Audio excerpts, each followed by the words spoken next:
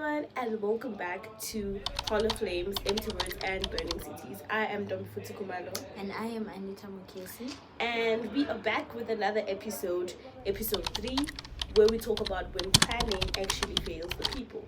And in this episode, we'll be looking into how urban planning in its current form continues to fail the very people it was meant to serve.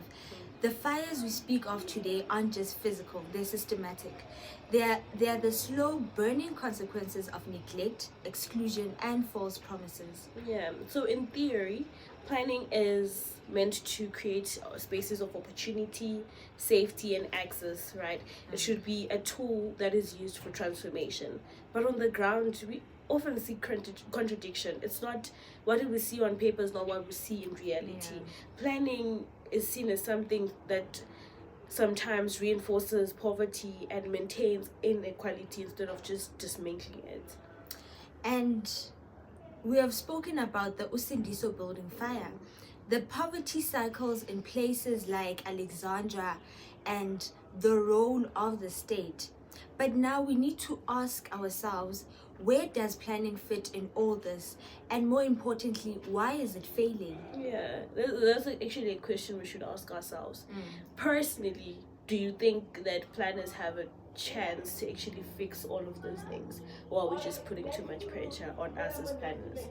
I feel like planners are being controlled by a lot of the power dynamics. Yes, yeah, and there's less power in their hands. Yeah, but maybe one day there are planners out there who are able to just change this reality. So let's start with this, right? Planning in South Africa is still very much shaped by apartheid special legacies. Even though we have policies aimed at redressing all of this, like the BNG that we spoke about, the Special Planning and Land Use Management Act is Bluma, and the IDPs and the IUDF. Yes, they often just stay on paper. We don't see them. There's a lack of knowledge to translation to practice. Actually. Yeah, it's not entirely translated into the ground. They often sound transformative, but they don't really translate very well to people's lived experiences, especially the people that are marginalized. So it's a difficult thing. Yeah, and when plans do get implemented, they often are skewed towards formal developments that benefit the middle and upper class groups or investors. The poor are still and the poor are still pushed to the peripheries. The issue with planners when it comes to these developments or buildings or occupations, they often label them as violation or crime, not really trying to understand the reasoning. The needs and the reasoning of these people occupying those buildings. So basically, they're ignoring the unmet needs of the occupiers that occupy these spaces and their social realities. Yeah. So let's be clear. Poverty cycles are not just existing because people are poor and that's it. They just persist because the system continues to reproduce this poverty through things that they just turn a blind eye on. And these special decisions also play a huge role in these poverty cycles persisting. When a family lives far away from schools, clinics, they are less likely to escape poverty, really, because if you live far from school, if you're having all of those things that are hindering you from getting to where you want to get, the opportunities, then it's very hard for you to change your reality. So their children grow up under the same constraints, the mother grows up in the same constraints, and then it goes on over and over the ages, and it's not an accident. I think it is structural actually.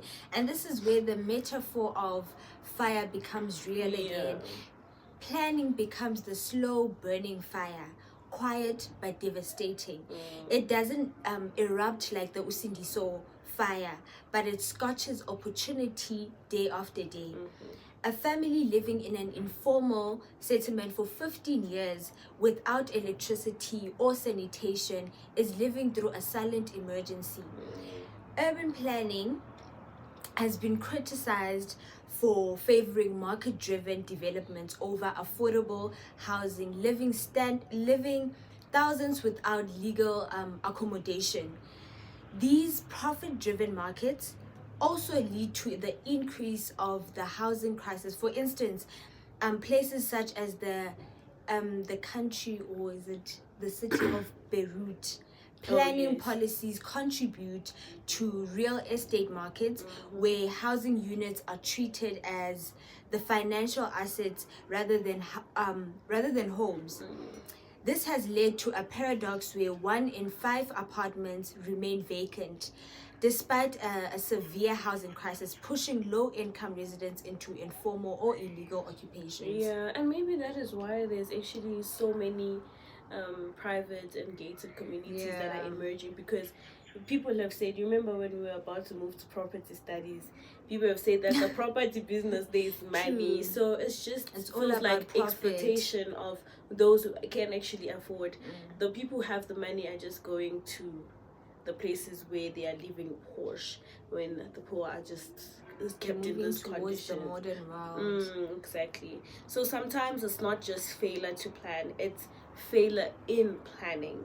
You know, there's poor data as well to actually know how many people need this, what kind of houses people, all of those things that are brought together to actually make sure better housing is provided for people.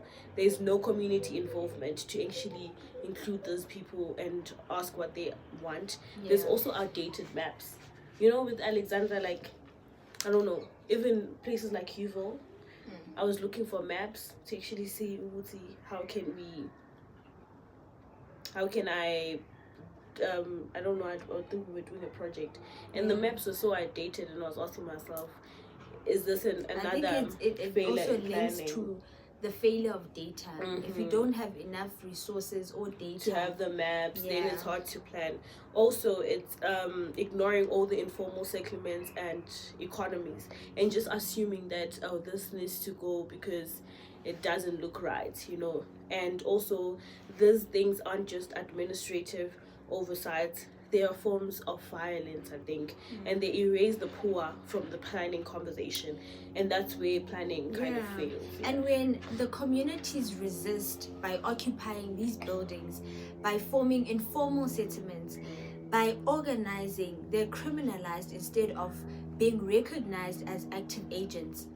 But what choice do they have when the system really excludes them from the formal access? Yeah, they just have to do what they gotta do. So what we're seeing here is not just a planning gap, it's also a planning contradiction. Planning is meant to build for the people, but the plans say one thing, but the outcomes really tell another story. And for many, this results in a cycle of instability, risk, and eventual tragedy for people. And we can't talk about planning without talking about land, like land ownership, land access, and land speculation. The city develops in ways that serve the capital and not the people. As long as land remains a commodity and not a right, planning will continue to serve profit and not justice. So we just have to ask ourselves, where to from here?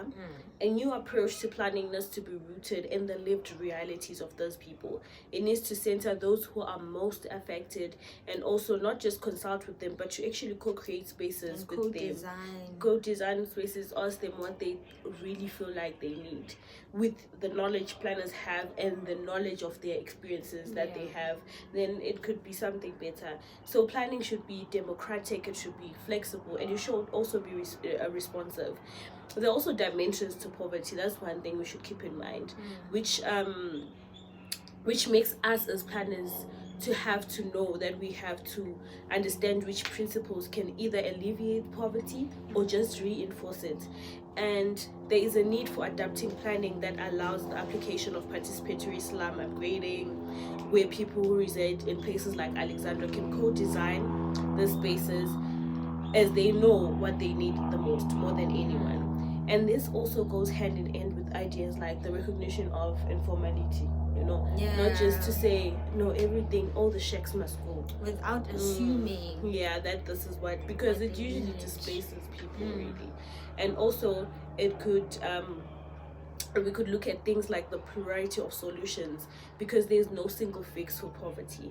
In Mona Fawaz's work 2023, there was a critique for traditional urban planning approaches, as she argued that sometimes they do not actually address certain issues, which is why we need to look at the hidden challenges and the more subtle impacts poverty cycles have on people in order for us to be able to change their realities as planners.